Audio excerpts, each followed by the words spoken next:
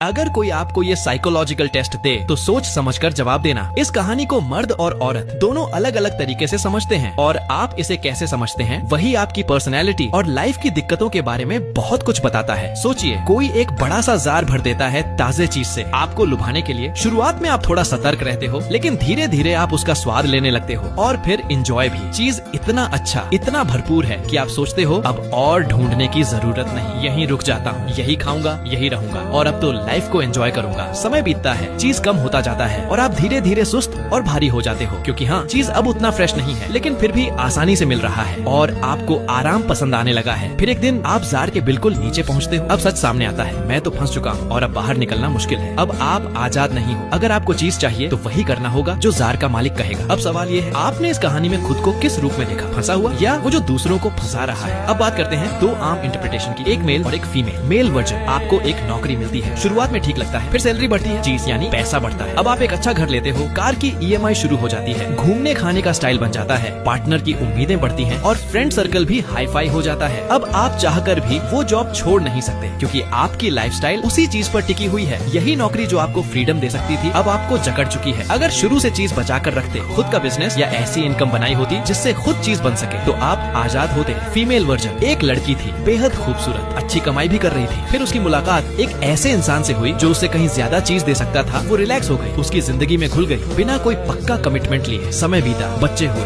अब वो उस पर डिपेंड हो गई, उसकी चीज कम होती गई। अब उसके पास न तो वही खूबसूरती रही और न ही उतने ऑप्शंस। वो जार में फंस चुकी थी। ये बस दो आम सोचने के तरीके हैं, लेकिन अगर आप ध्यान से देखें तो ये कहानियाँ हमारे आसपास की जिंदगी का हिस्सा है। आप इसे कैसे समझते हैं वही तय करता है आप आगे क्या करने वाले हो।